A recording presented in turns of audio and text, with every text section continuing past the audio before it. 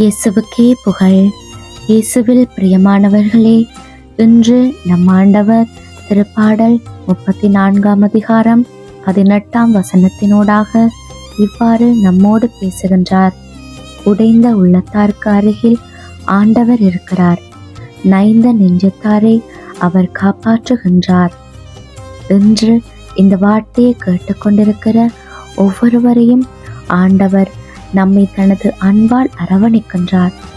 மனசு உடைஞ்சி சூழ்ந்து போய் கலங்கி கொண்டிருக்கின்றீர்களா?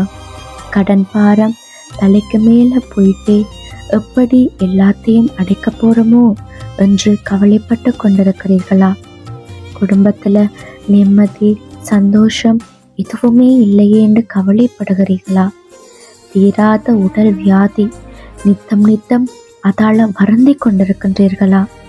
ஏதோ ஒரு மனக்கவலை உங்களை அன்றாடம் உங்களை பாடாய்படுத்தி கொண்டிருக்கிறதா?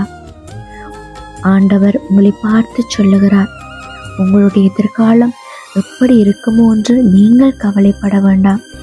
வார்த்தைகளால் பிறர் உங்களை காயப்படுத்தியதை நினைத்து நீங்கள் வருத்தப்பட்டு கொண்டிருக்கவும் வேண்டாம். எதற்குமே கலங்க வேண்டாம். எதை குறித்தும் சோர்ந்து போக வேண்டாம். உங்களை அன்பு செய்கிறவர் உங்களோடு என்றும் இருக்கின்றார். உங்களுடைய அனைத்து நிந்தைகளிலிருந்தும் உங்களை குணப்படுத்தி அவர் விடுவிக்கிறார். அவர் உங்களுக்கு வாக்கு கொடுக்கின்றார். உடைந்த உள்ளத்தாருக்கு அருகில் நான் இருந்து வாசம் செய்வேன் என்று. அதனால இதை குறித்தும் கவலைப்படாதீங்க. அளவில்லாத அன்பும் இரக்கமும் உடைய தகப்பன் ஆதரவாக உங்களோடு என்றும் இருப்பார். எனவே வாழ்வின் அர்த்தத்தை புரிந்து கொண்டு ஆண்டவருக்கு உகந்த வாழ்வு வாழ அன்றாடம் ஆண்டவருடைய பாதத்தில் இருந்து அவரோடு ஜெபம் செய்வோம்.